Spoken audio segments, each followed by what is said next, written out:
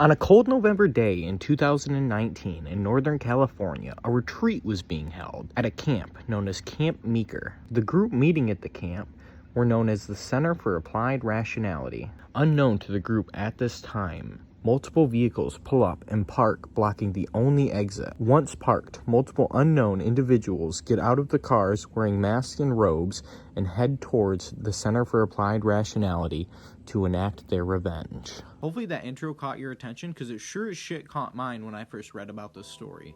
Hopefully I can say shit. I'm not really sure how this whole YouTube thing works. This is my first video. Oh, crap, by the way.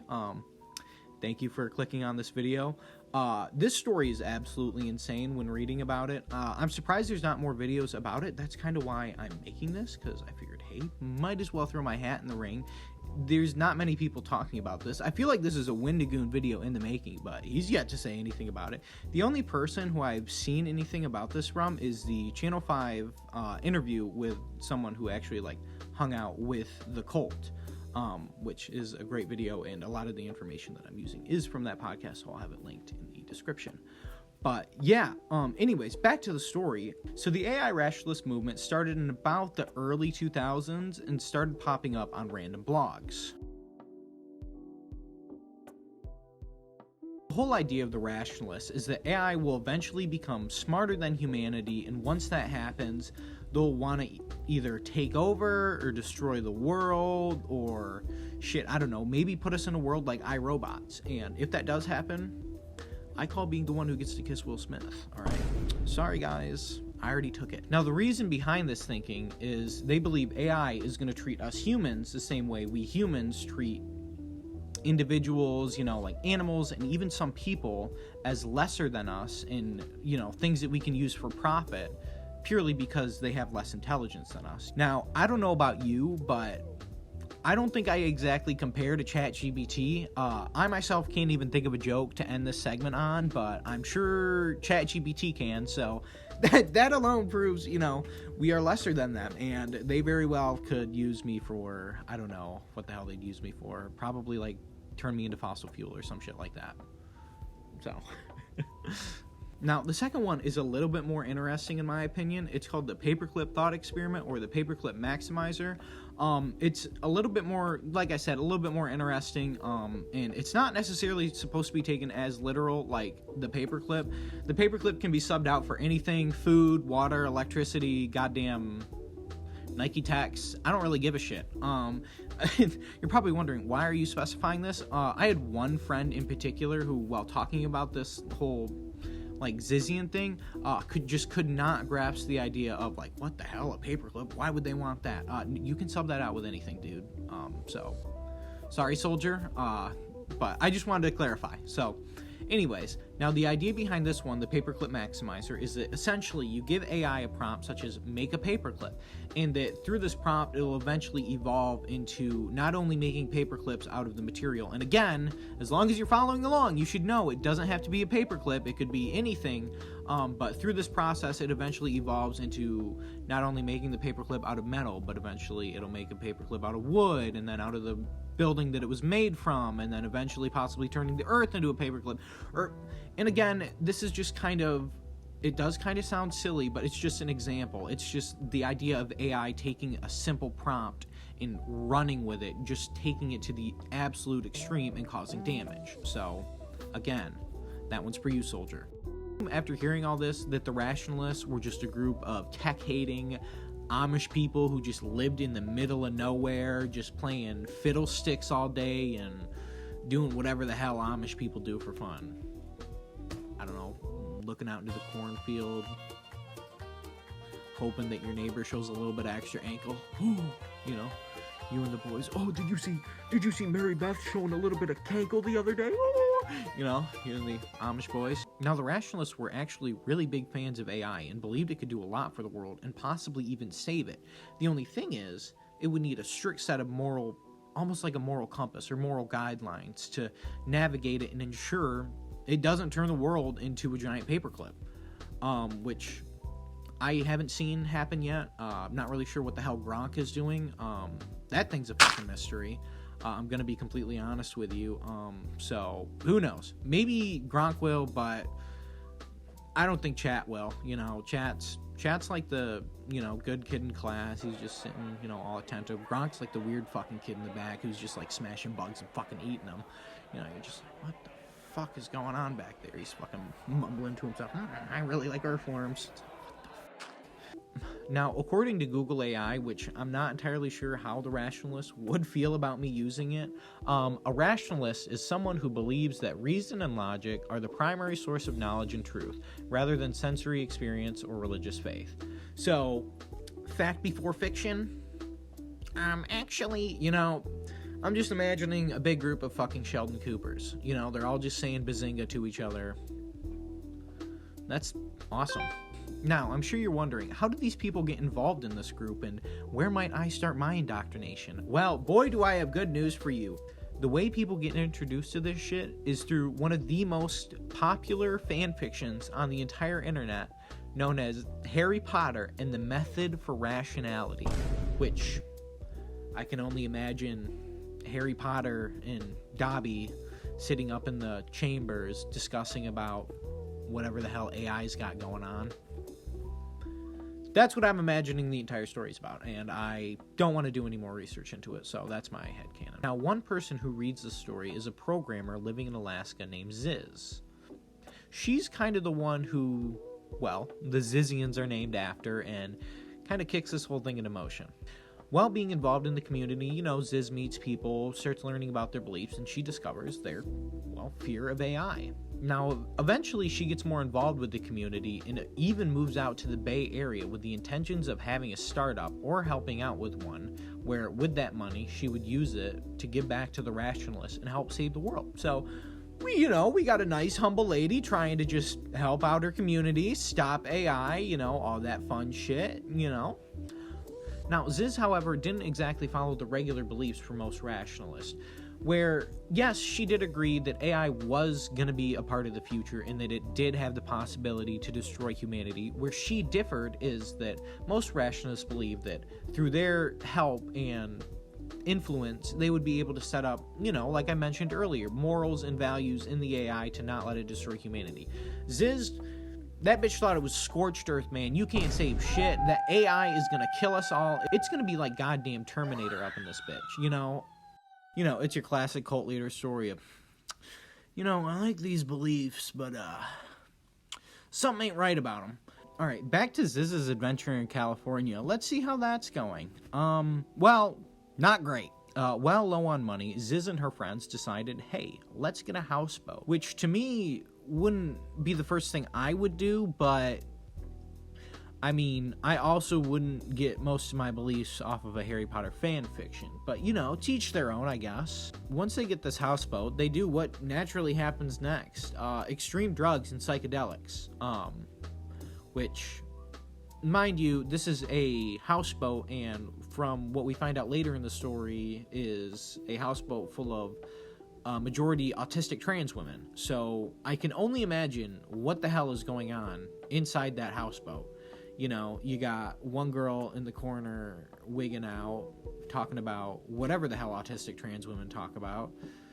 Probably her favorite Has Been Hotel song from the newest season. And then in the other corner, you got two others talking about their favorite Steven Universe character and their OCs. I even made my own gem sonar. My gem is on my tail, and my weapon is a frying pan. Nice line work, Mr. Gus.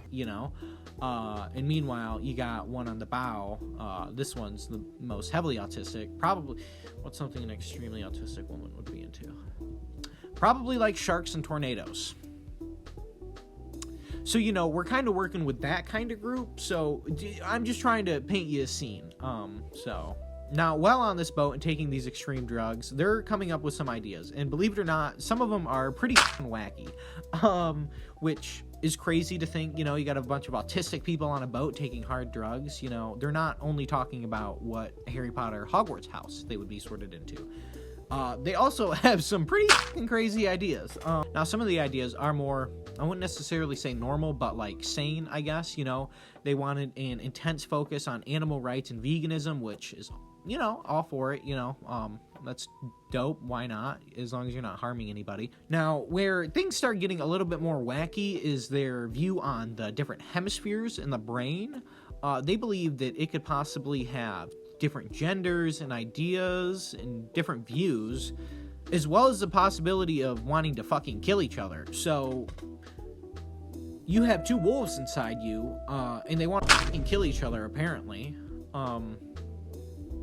According to the Zizians, of course. They also believe that with these two brains, they would be able to train one side to stay awake and let the other one rest. So they would essentially be staying up constantly. So not only is this a houseboat full of autistic, drug-fueled people, they're also sleep deprived. So this just seems awesome, an awesome place to be. I don't know about you, second only to like a Diddy party, or I don't know, meeting the in-laws after they found the video of you in the vacuum cleaner. Like, so the whole sleep idea is called, I don't even know, hemispheric sleep. The fucking editor put some shit up on how you say it. So the idea behind it is that essentially you're able to shut down one side of your brain while simultaneously activating the other part, but in reality, it's just making you extremely sleep deprived and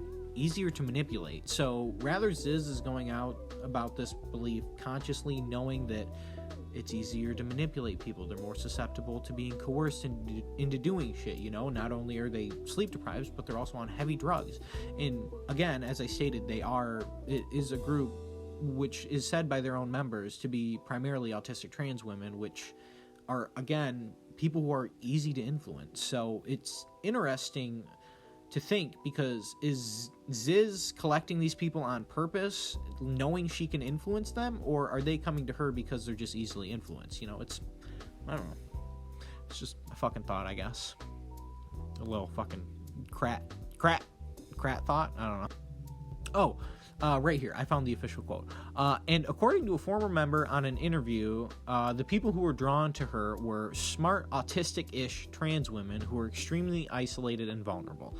Again, just kind of hammering home the idea of it's a group of extremely vulnerable, easy to manipulate people who are just looking for a community. So now, once Ziz has kind of more of a following basis and, you know, she's got some supporters, she hears about a retreat being held at a little place known as Camp Meeker.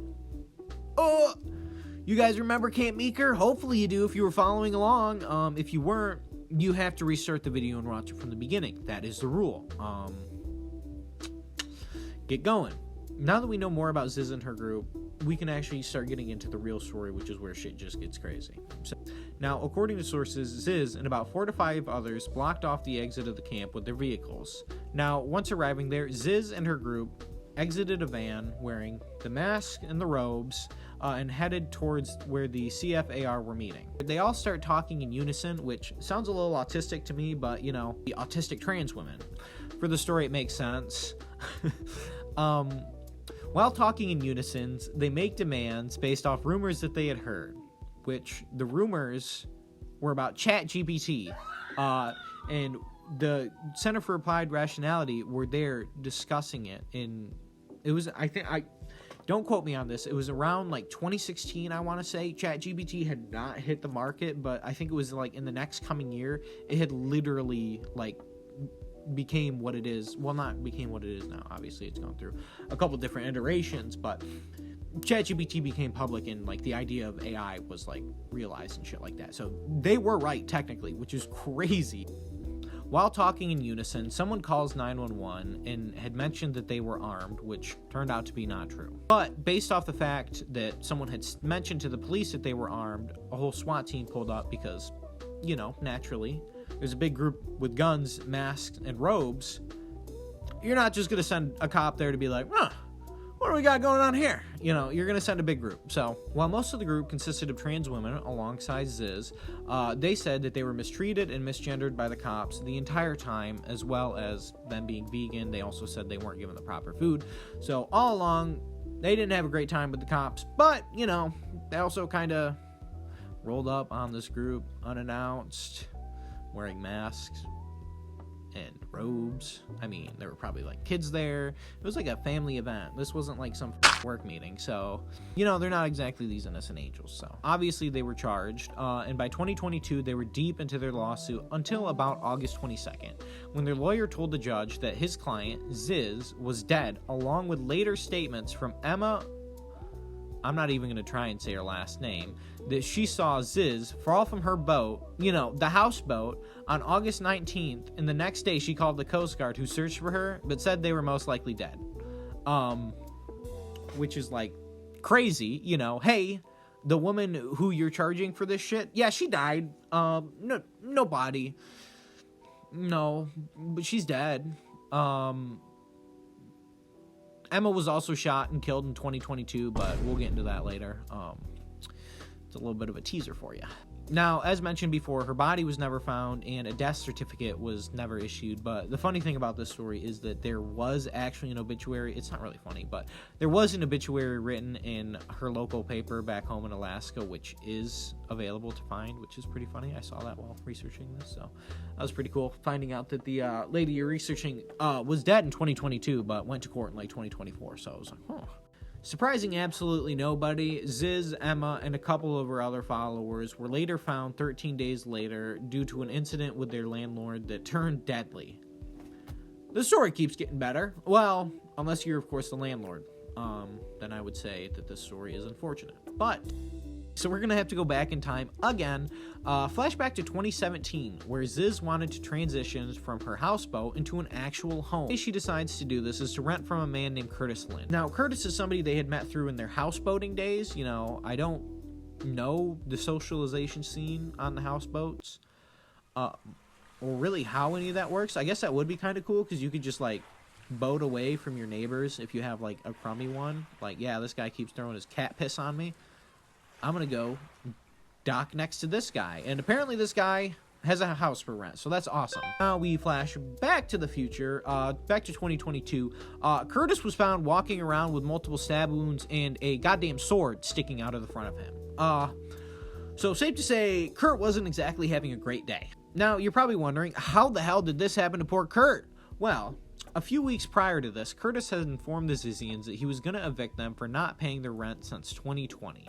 Due to California laws during COVID, it allowed an exemption on rent, but obviously 2022, he was saying get the fuck out, basically. Which, to be fair, Curtis probably came to the house and was like, I don't want you or any of your weird-ass friends staying here. Like, you guys stink, you do drugs, and you haven't paid me in like 2 years, so get the fuck out. So, Kurt...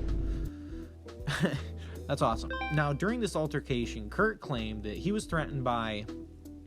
Trans names are always so confusing. Bordandin?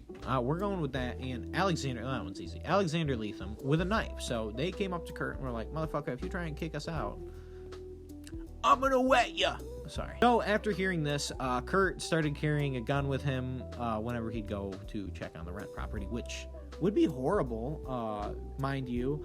Imagine being threatened by your own tenant. Like, yeah, I'm gonna fucking stab you if you try and kick me out. First of all, Kurt, why are you going back? So the incident occurred on the morning of November 13th, 2022, when tenant Suri, I don't know how to pronounce her last name, so I'm saying Dino, called Curtis saying that there's a water leak. Essentially setting up a trap for poor Kurt, you know, hey man, you know, we got a water leak underneath this sink, you mind going in the sink and checking it out, and don't turn around. Don't turn around. While Curtis was checking out the leak, Bordandin, Dino, and Leatham, so all the people I had mentioned prior, attacked Curtis with knives, and Leatham even impaled him with a samurai sword. A goddamn katana, alright? Just in the middle of this bathroom tussle. So while this is going on, Curtis manages to pull out his gun and fire and shoot and kill Bordandin, which is just like the bathroom tussle of the goddamn century, which obviously makes Kurt the champ of bathroom brawls, because I remember in middle school just walking into the bathroom having to piss and just seeing two guys beating the absolute shit out of each other and just being like, yeah, okay, and just walking out. This guy, he clearly takes the cake. All right, he clearly takes the cake. Okay. After this, Dino and Leatham were charged with attempted murder and aggravated mayhem for the attack on Curtis. obviously. And after the attack, Curtis was actually left blinded in one eye, but fucking survived. The absolute Chad. Oh my god. But crazily enough, he was actually charged with the murder of Bourdain due to a law in California that states because Curtis acted in self-defense, he must be charged. Which is just like, thanks, Obama. This is what Biden's America has come to. Now, I bet you're wondering, where the hell was Ziz during this entire event? Well, it's not entirely known, but it is known that she was either on the property during or after the events, and that her lawyer was informed on November 24th that her client was still alive. So, I don't know, man. This world just keeps getting more and more wacky. Now, the next incident happened on December 31st, 2022, day before going into 2023, New Year's Eve, when Richard and Rita Zizinko, parents of Michelle Zizinko, a known member of the Zizians, were both shot in the head inside their own home and later found by authorities on January 2nd, 2023. This one's not as fun. As the murder investigation goes on, the cops eventually look into their daughter and find out that during an interview she had mentioned that she owned a Smith & Wesson M&P model. Now, with that information, the cops were able to tell where she had purchased the gun, and not only that, but the ammo that she had purchased along with it, which coincidentally matched the same ammunition that had killed her parents. Now, somehow, with this information, the cops were able to track her down to a motel, where along with her, Ziz and one other member of the Zizian group, I guess you'd call it, was found and arrested. And naturally, you would think, Ziz, she's still got court going on. She's involved in a lot of suspicious activity. They probably want to keep her around. She's known for just leaving, and she faked her own death. You'd think the cops would keep her around.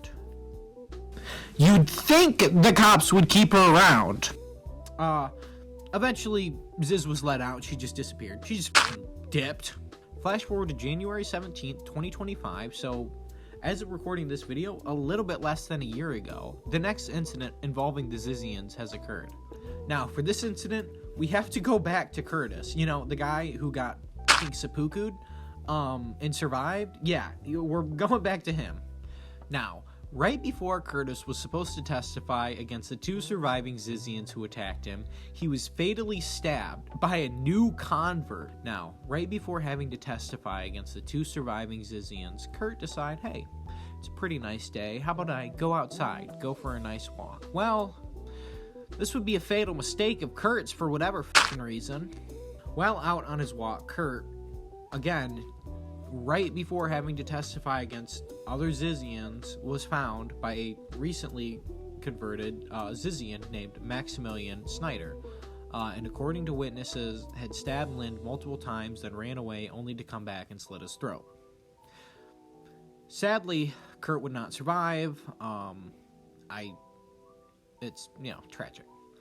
He was later arrested and pleaded not guilty. As of now, his case is still ongoing. Now, on January 20th, only a few days after Curtis was killed, another incident had occurred. Now, this is the most recent incident involving the Zizians and murder. Crazy sentence, but yes, it is true. And this is probably the one they're most well known for and that really got their name out there. And it was the killing of a Border Patrol agent, a federal agent. That's intense. Now, on January 20th, 2025, Maximilian's partner, that Maximilian who killed Kurt, that dick, his partner, I have it written as Teresa Young Blunt. I don't know if that's right or not, but I'm gonna roll with it. But Young Blunt driving with Felix, I don't even know, Balkholt, some German citizen who also goes by the name Ophelia, were pulled over by a Border Patrol agent for an immigrant inspection. Classic 2025.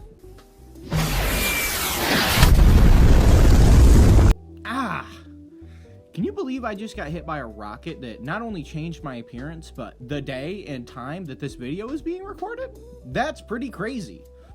There's definitely no other reason that this would have to happen, like my audio didn't work for the last part of the video, but hey, that's just a theory. So now back to the traffic stop. Once the Border Patrol agents had pulled them over, they had gotten the card from Ophelia, right? And they'd gone back to check it. Well, come to find out, her visa was actually expired.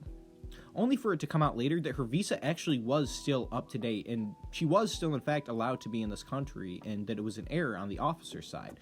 So I'm not really sure how that happened. Maybe they heard an acorn hit the top of a tree and got distracted.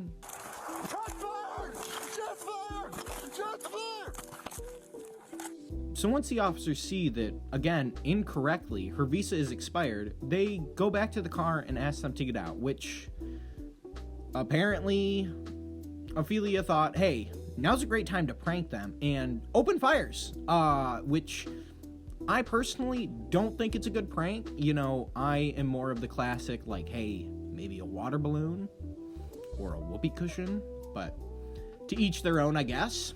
So once they started firing upon the officers fire back and a firefight occurs. Not one of the cool kinds from Avatar: The Last Airbender, just like a regular gunfight. Yeah, sorry to disappoint. Now, during this altercation, the two end up shooting and killing a Border Patrol agent named David Mayland. However, he wasn't the only one who died. Ophelia was eventually shot, and she died from her injuries too. So they kind of went a little tit for tat on that one. Now, once the fight was over, Teresa was arrested and taken to the hospital to treat unknown injuries, and she was later taken to jail where she still waits. Her trial is still ongoing. This is still an active story. It's legitimately insane. While just doing my final research for this video, I found out that only, I think a few days ago, the trial was just recently postponed due to some of Ziz's shenanigans. So, will she get out and kill more people? I don't know. Hopefully it's not me, but I highly doubt it. As mentioned before, they killed a Border Patrol agent, a federal agent, which is something the U.S. government is not going to take lightly. You know, they're not just killing, I don't want to say random people to sound disrespectful to the victims before, but in the eyes of the government, they were just random citizens who were just casualties. But once you actually take one of their own, they're going to take it a lot more seriously, which is what they ended up doing. So that brings us to the end of the video, but that doesn't mean it's the end of our story. As I mentioned before, the trials are still ongoing. If this interested you, I highly encourage you to follow the story. It's crazy what's going on. And as court's happening, I'm sure they're only going to release more and more about what was really going on in that houseboat. I can only imagine what kind of Steven Universe OCs were being discussed.